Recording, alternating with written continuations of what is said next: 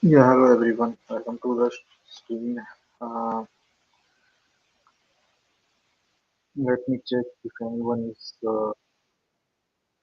then uh, who is today about to join this. If he is joining or not. Let me check if he's joining.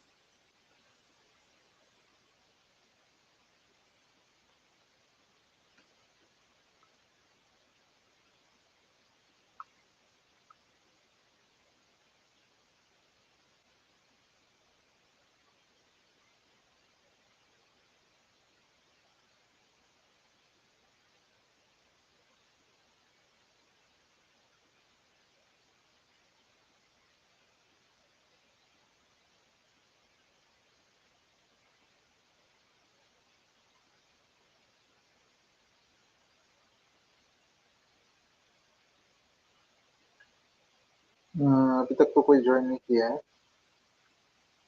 Wait कर लेते हैं. Join करेंगे तो ऐसे मैंने Facebook में शेयर कर दिया था अपने पोस्ट पे, पर इन्होंने अभी तक रिस्पॉन्ड नहीं किया. राकेश झा ये आएंगे कितने.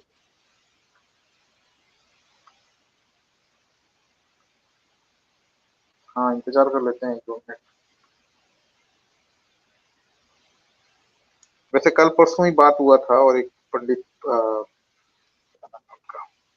उनसे भी बात हुआ था. वो भी बोले कि मतलब तैयारी के लिए टाइम को टाइम चाहिए करके.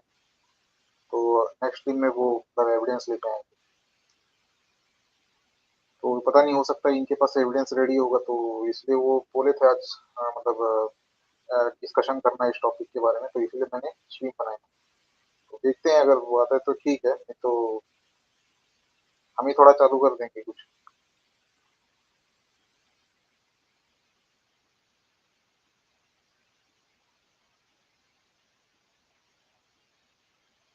मेरे कोई दिख नहीं रहा.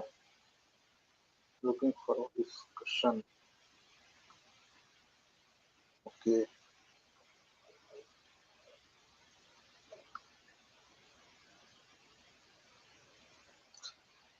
Yeah, if like no one is joining from the my Hindi audience, I will be continuing in English. That's my. I will not be taking much longer. I will like most probably max to max 1 hour. In 1 hour, I will try to present whatever I want to present.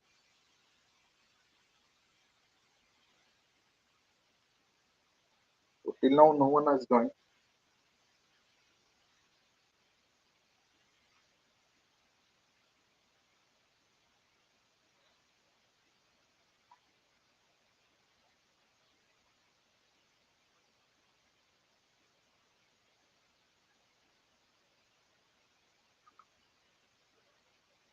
Okay, so like today's topic for discussion was historicity of Hindu gods, Hindu deities versus the historicity of Jesus, right? So I don't know why, like uh, many Hindus, like most of the Hindus that I am uh, talking regularly on my Facebook or interacting on YouTube, they are very hesitant to talk on this topic. They are very shy, or I don't know what's the problem. Because even if they are learned, or they are like in a high position, like they are pandit or uh, some um above average Hindu, so they also are very hesitant to talk about this topic. But I am still trying to figure out why exactly they fear about this topic. Because if uh,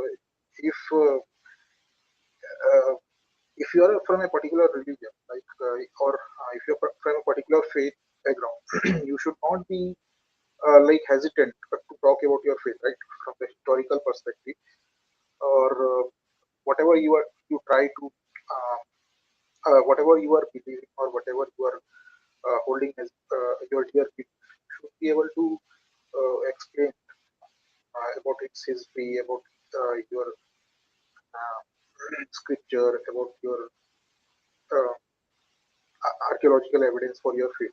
You should be very excited about that. It's not like you are living in the cave times or in the bronze age that you don't have enough evidence. Now it's the now it's the modern age. It's the 21st century, right?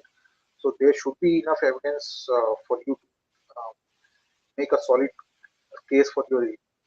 So as far as the Christian position is concerned, there are many people who have their channels like Christian apologetics. Like there are a lot of channels who cover the archaeological evidence for Jesus or Christianity, or even the Old Testament evidences.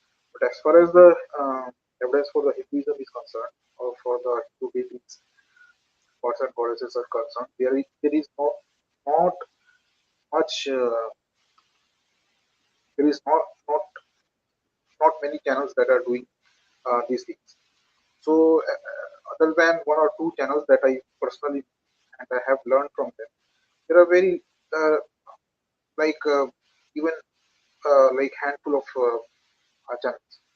So, uh, finding the evidence for the stories of the Hinduism is itself a big task. So the question is from where we should start, because as far as the Hinduism is concerned, there is very less uh, very less document evidence, like manuscript evidence, right? And also very less archaeological evidence. Um, Hindus will be very quick to like say, right? They will be very quick to claim that their religion is the oldest religion, right? And any average Hindu that you meet on the streets, he or she may uh, uh, come to your face and boldly claim that their religion is like 5,000 years old, 10,000 years old. Some will say that it is 1 million years old, right? It's called 10 times. So even 1 million years they will claim. And some people I have met, they will say that it is 10 million years old. So they are totally like either ignorant or blatant liars. So I think personally that most of them are ignorant. Like 99.9% are ignorant. They don't know anything about the history of India. They don't know anything about their faith. They don't know about the historicity or archaeological evidence for their faith. They merely mimic the um, whatever they have been told by their Shankaracharya, their Pandits, Pujaris, etc. So they are merely parroting those slogans, right? Slogans, I would say. So the world does not run on slogans. The world runs on the archaeological evidence on ground, and archaeological evidence on ground is how the archaeologists or scholars uh, they they take a particular uh, evidence about a religion. Right? As far as the uh, Bible and Old Testament is concerned, there are a lot of evidence, but I would say that evidence for the Genesis story is not um, extensive, right? So we don't have evidence for a lot of evidence for the Garden of Eden, Adam and Eve, and Mozart. But as far as the later stories about the nation of Israel, the empire of the kingdom of Judah and kingdom of Israel, we have good evidence regarding those events from the Bible. But uh, what is the evidence for the New Testament? We have extensive evidence for the New Testament times, right? So not only Israel, we have evidence from all over the Mediterranean and the Middle East. We have evidence for the New Testament stories. So and also in, like Mediterranean means it will cover Italy, right? So not only uh, Israel or Judea, we have extensive evidence all over the Mediterranean. So so the question is that what is the evidence for the stories about the what is the evidence for the how how much older the stories regard or the Hinduism really go. So if we about the historicity, that is the today's topic, historicity of the Hindu gods versus historicity of Jesus.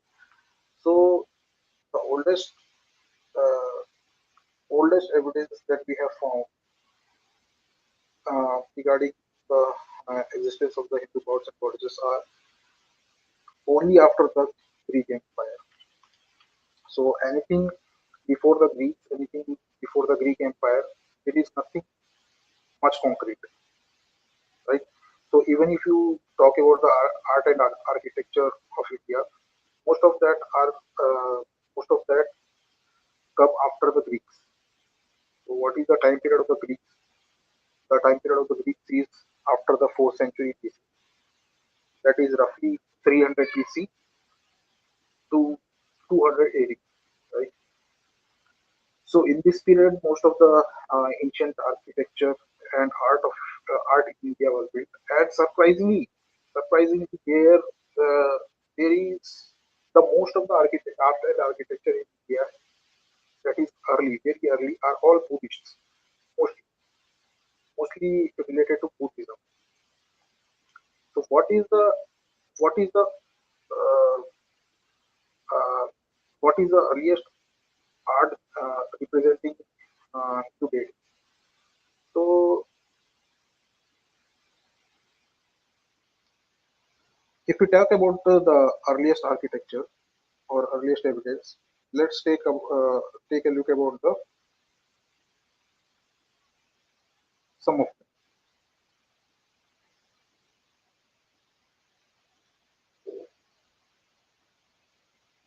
them, right?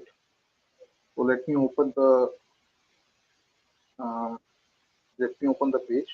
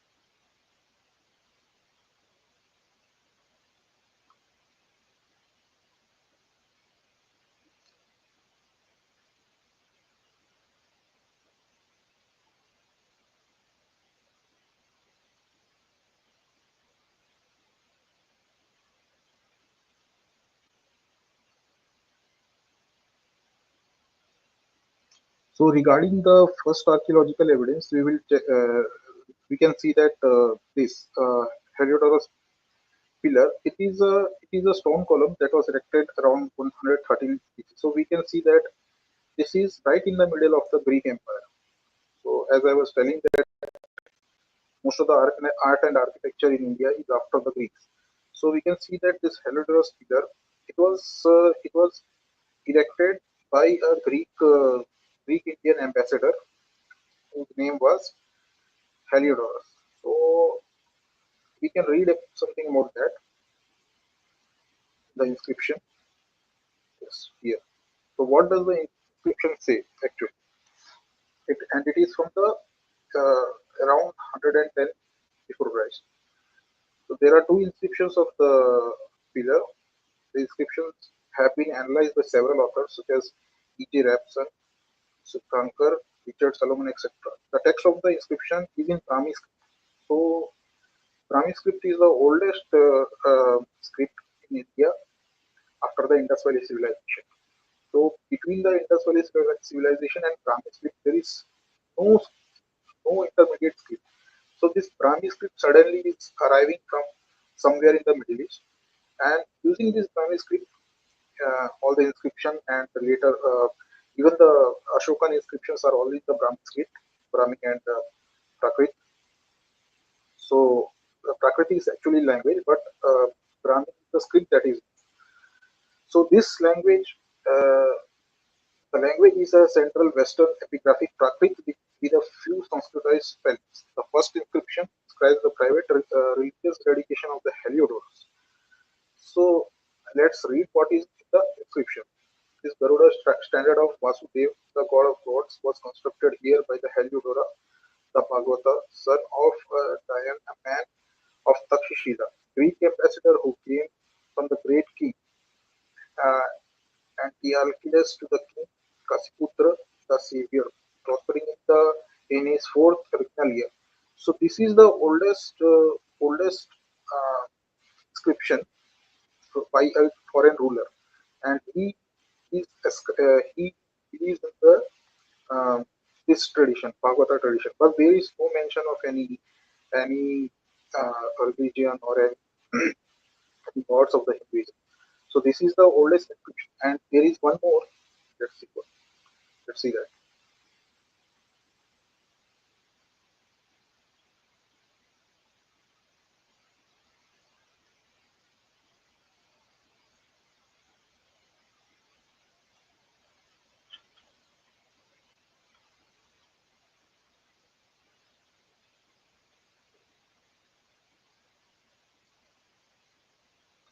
As far as the worship of as far as the um, as far as the worship of the deities is concerned, the that uh, oldest that we find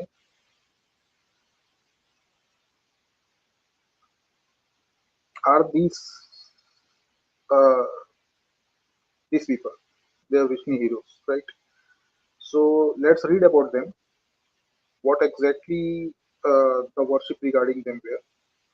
So uh, this movement was from where the Krishna worship actually developed. So we can say that this is the earlier evidence for Krishna worshiping. So I'm not covering any other deities because I couldn't find uh, any other Hindu deities apart from Krishna. So most of the stories, like most of the gods and goddesses, like I couldn't find much evidence for them even before Christ era. Most of them are later developed during the after the Greek Empire. Uh, After the Greek Empire, there are indigenous empires like Gupta Empire and later empires. So at that time, most of the stories were created. But what about the before the time of the Guptas? What was the most ancient worship in India? So as we know that ancient India was like ancient India, the prevalent worship was Vedic rituals, right?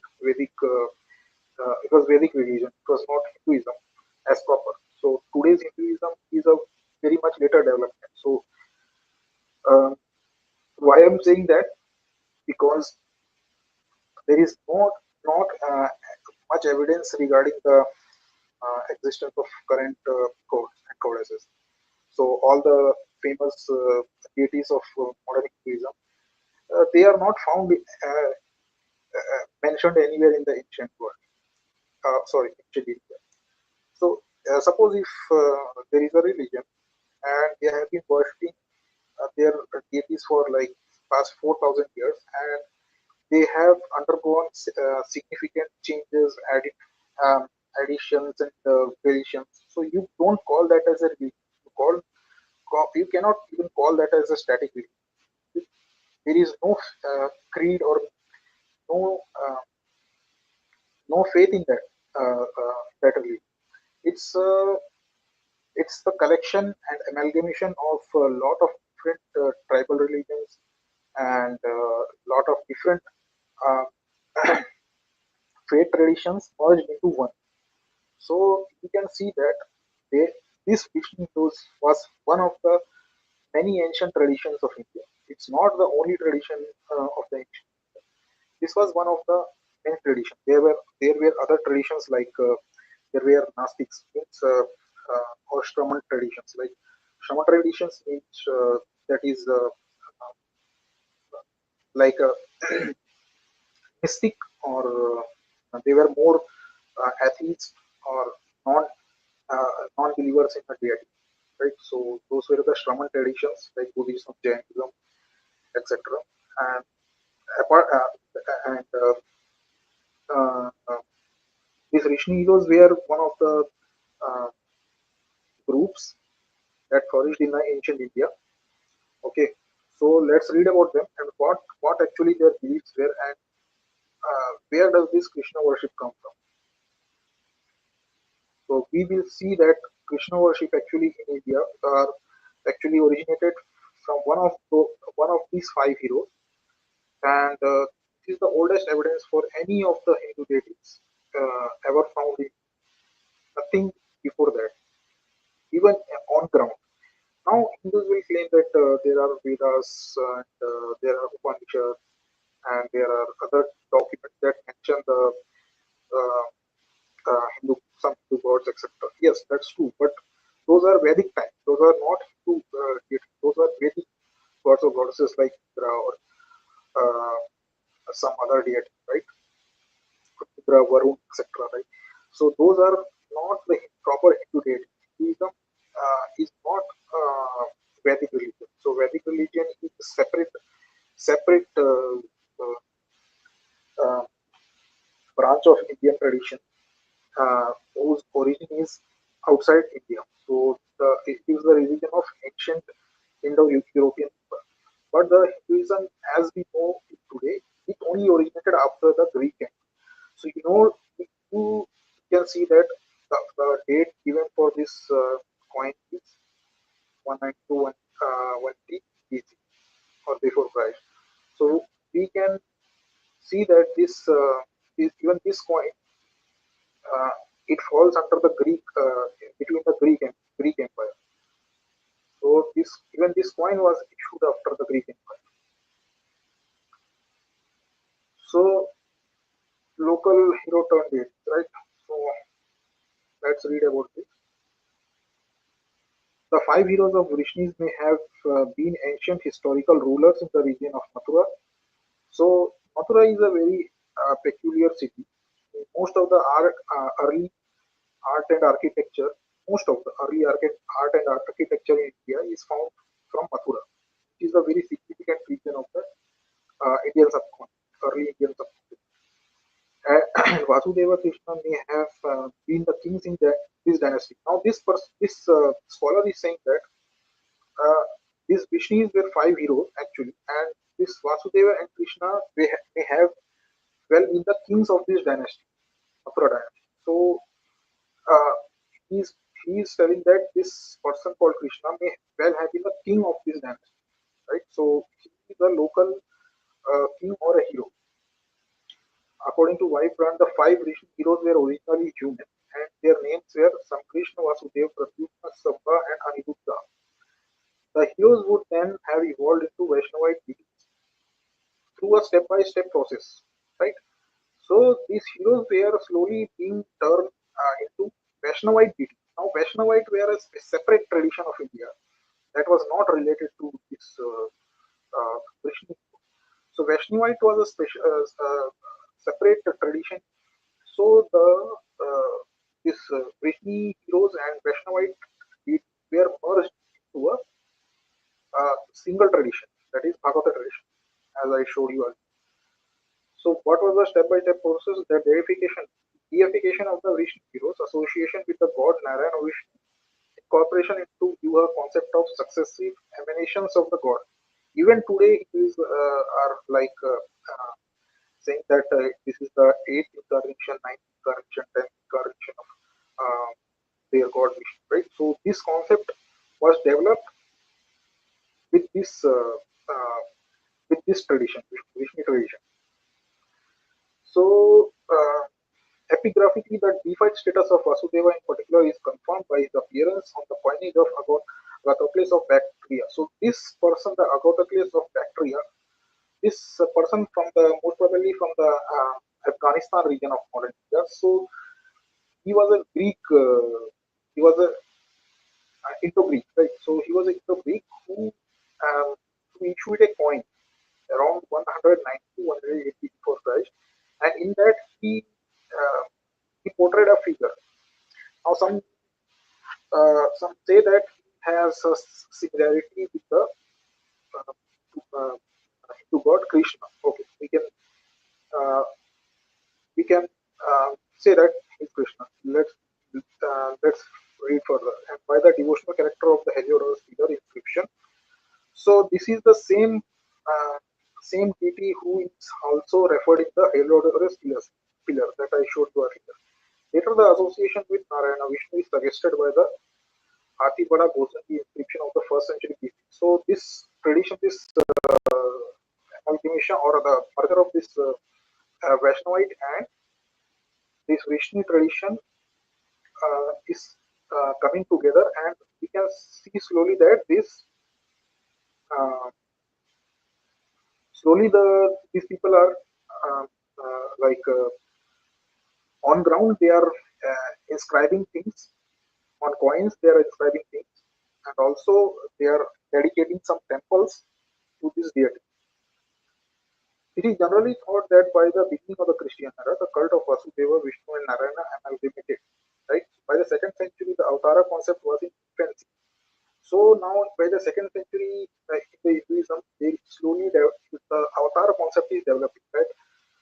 The gods can come as a human form, right? Multiple times to do certain things, to kill the Rakshas, to kill the other beings. And the depiction of Vishnu with the four emanations consisting the Vishnu heroes minus Samba starts to become visible in the art of the Andromushan. So we can slowly see that what is the origin of these stories, what is the origin of the earliest known Hindu deity, who is Krishna, right? So we can slowly see that the two traditions are merging to become one, and slowly uh, the early these people of the Vaishnavite and Vishnu tradition, they are slowly uh, inscribing things on stone. They are erecting pillars. They are dedicating temples to this new tradition. So we can see that in the early eras before Christ, there was nothing called as Hinduism what we see today. It was very early stage of separate traditions are being merged into one. So now Hindus will claim that all these things were um, orally circulated. Our modern stories like Puranas, Vedas were orally circulated, but there is no evidence on the ground anywhere. No inscription, no paintings, nothing is inscribed anywhere apart from the later tradition of the hymn. But what is on the ground, we can see that these are things, these all things are on the ground. Even the coins that are being inscribed, it is not being inscribed by the Indians. It is being inscribed by the Indo-Greeks. Who are these people? Agathocles of Bactria. He is not an Indian. He is a Indo-Greek. So Greeks are responsible for doing all the inscriptions and uh, stone carvings and dedicating temples, dedicating pillars, right?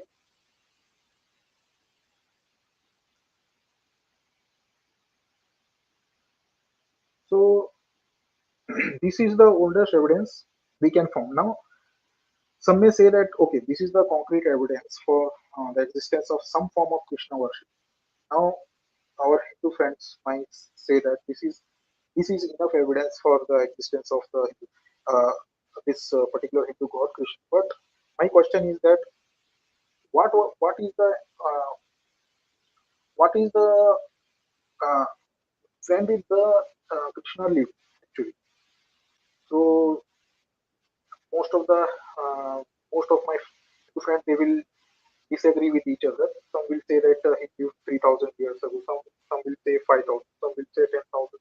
Some will say more than that.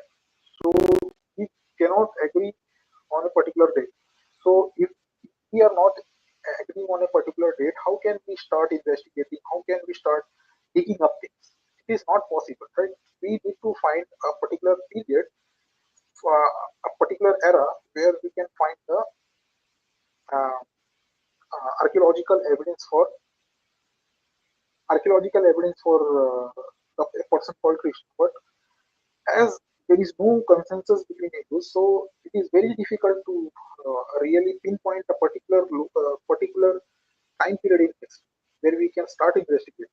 So, but according to the scholars, general consensus of the scholars, Krishna most probably was an ancient Indian king uh, who lived in the Vedic period, like around 1000 to 1200 BC. So even if we take that Krishna lived around 1000 or 1200 BC, but still we don't have any sort of evidence from his lifetime, from his time period for uh, any of his stories regarding his birth, regarding his life in Mathura, Vrindavan, and later his death in Dwarka. So there hasn't been anything found in Dwarka related to his temple or his palace. So uh, some Hindus will say that the palace of Krishna has been found in Dwarka. It has been submerged uh, in the Arabian Sea, but it is uh, it is not the case. So there is nothing but being found there. It's only like uh, very vague uh, till now. So there is nothing concrete yet found there. So this is the my summary about the uh, historicity of Hindu gods and goddesses. And I will say that the oldest that we have found yet are only these things. Apart from these, apart from these, we have zero zero evidence. Zero, literally zero evidence.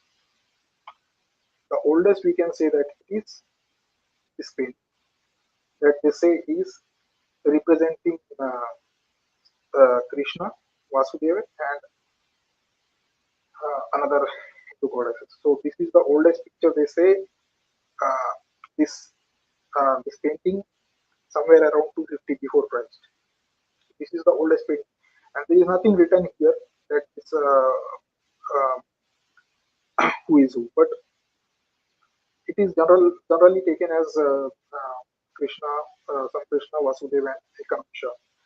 But on the ground, on the ground, these are the actual evidences on the ground. Other than that, we don't have much much evidence. What Hindus are claiming that exists with them like 3,000, 5,000 years of history is actually Indian history. It is not a Hindu history. It is not even Vedic history, because Vedic history is starting from 1500 before Christ and it ends at 500 before Christ. But the most Hindus are like not really in touch with the historical part of their religion. Most will only parrot things that they have learned from their fathers, from their neighbors, from their surroundings, and especially nowadays with the political situation worsening, so they will they will take a firm stand, and they will not even accept all these evidences.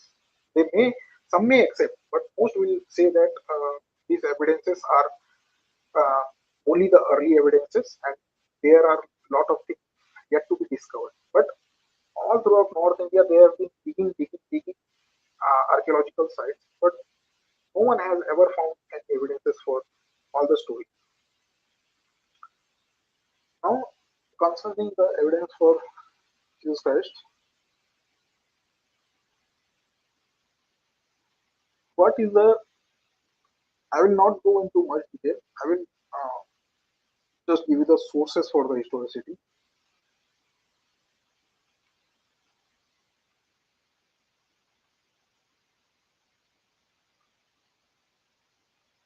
Okay,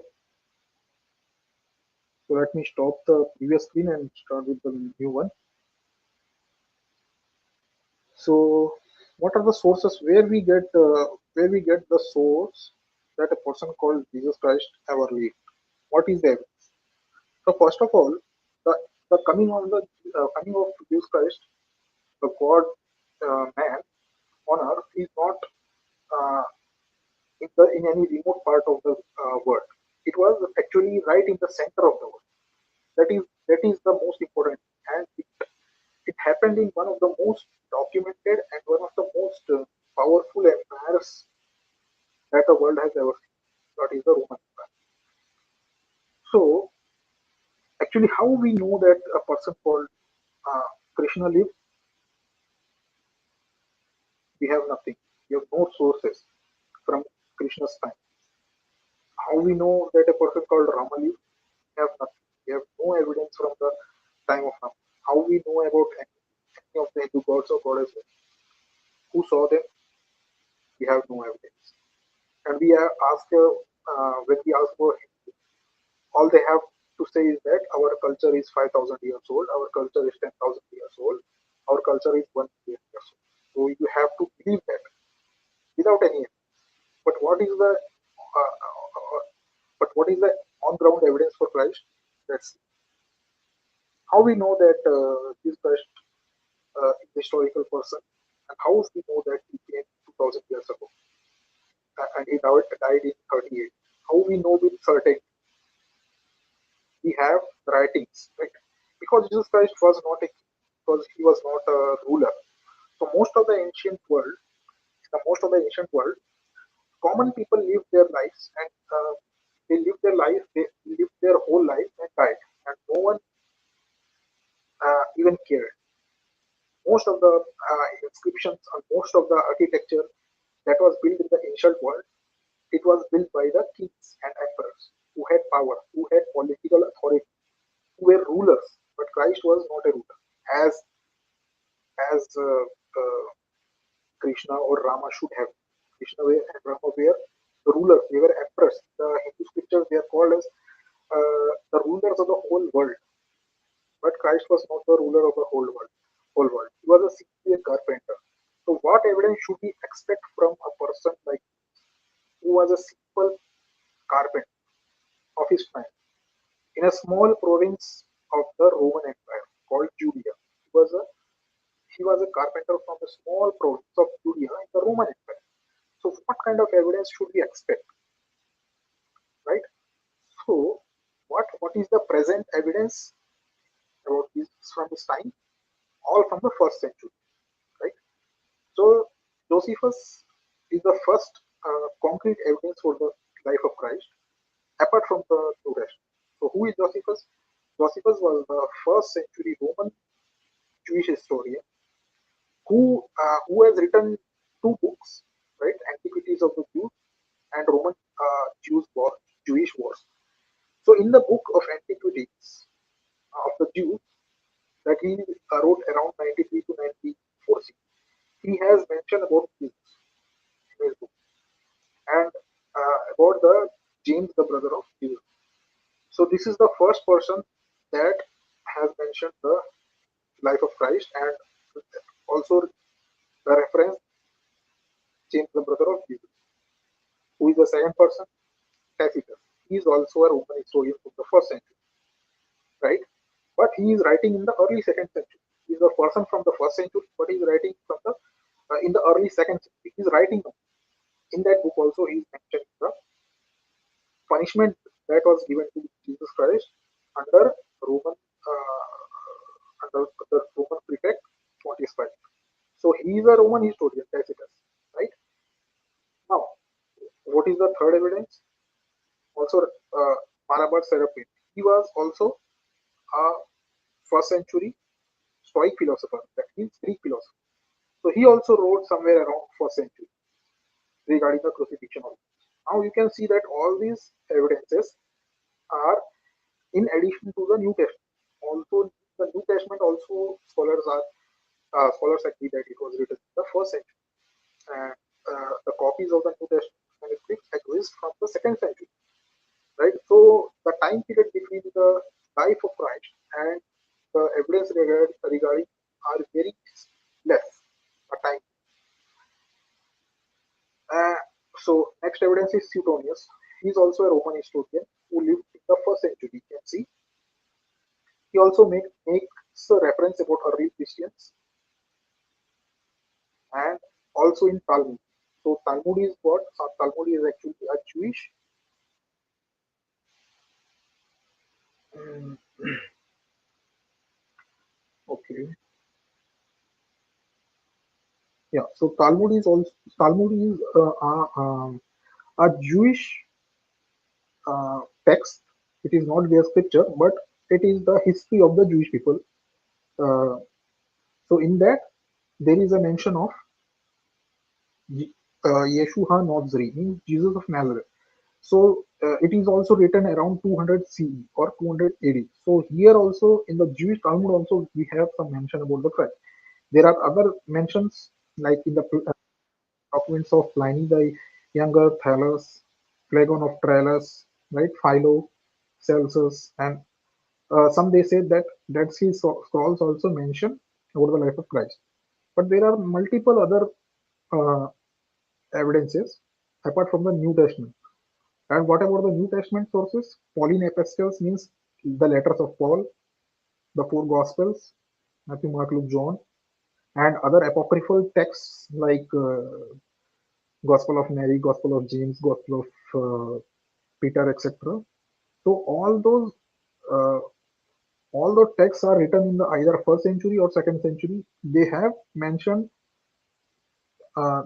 the mention of a person called Christ living around early first century, and some even give good detail about the life of Christ. So what should we what should we uh, say about the archaeological evidence of Christ? So as we already know that Jesus Christ was not a political figure or not a king or an emperor, but he was a simple carpenter from the small province of Judea. Unlike life-size figure of Krishna or Rama, who were the greatest kings of their time. So we don't have any evidence for these greatest kings, but we have good document evidence about the life of Christ from the first century. But what about the archaeological evidences? Right? Archaeolocal evidences. As I told that most of the archaeological evidences from the ancient world are uh, are for the rich, either the rich people or the rulers of those areas, or the emperors or the conquerors. So those are the people who inscribe their names uh, on the stones, and they have the resources and they are rich enough to do all those things. But Jesus Christ was a simple carpenter. So what kind of evidence should we expect? We should expect the literary evidence and some relics about Jesus Christ, right? So as the relics are concerned, we have uh, we have the relics of Christ like the true cross, right? We have the relics like Shroud of Turin, and we have also the nails of the cross and many other relics that are considered holy in the Christian tradition. But uh, other than that, we have also the in Islamic text also we have Quran that is actually a later source. It is not from the life of it is not from the same century of uh, of Christ, but it is from 600 years after Jesus Christ. So still we have good evidence for the life of Christ in the Quran. So summing up all these things, we can easily see that we can easily see that there is not much thing on the ground when it is coming to Hinduism. And as our Hindu friends are usually told to parrot the same things again and again concerning their religion, that it is very old and it is the oldest religion in the world. So this myth has been circulating very long enough now. So most of the people who don't even bother or don't even care to do proper research, they fall to these slogans. But I urge my viewers and I urge my Christian friends and even Hindu friends to not fall into these slogans, but to investigate and to study the background, historical and archaeological evidence for their faith. So, what is the use of the archaeological? What is the use of all the stories regarding Hinduism, or even all the stories regarding Bible, if they if there is not a shred of evidence for all those. You are merely parroting things, and you are merely falling to the propaganda. You are merely believing things what you have been told from your childhood. So, um, as followers of Christ and as followers of the truth, we have been told to not blindly believe some things. We have been told to do investigation, to do research, and to um, search the scriptures to find the truth.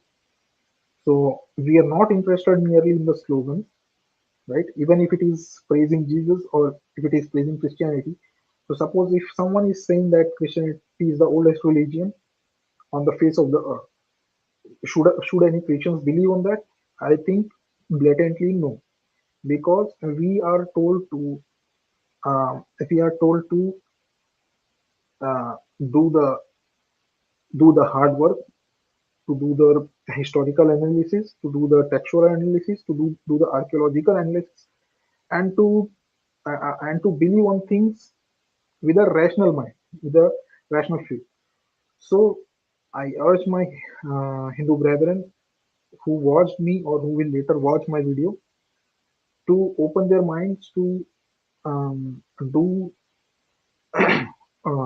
do background study about the historicity of their faith, to do the background research, and only then accept things, not merely stories or fairy tales that have been circulating, that have been told to them by their parents or by their ancestors in the name of ancestor worship. So that's all for today, and until the next time, I will come with a better topic. And I thank all of you who have watched me and who will later watch me. So yeah, take care. Bye bye. Good night.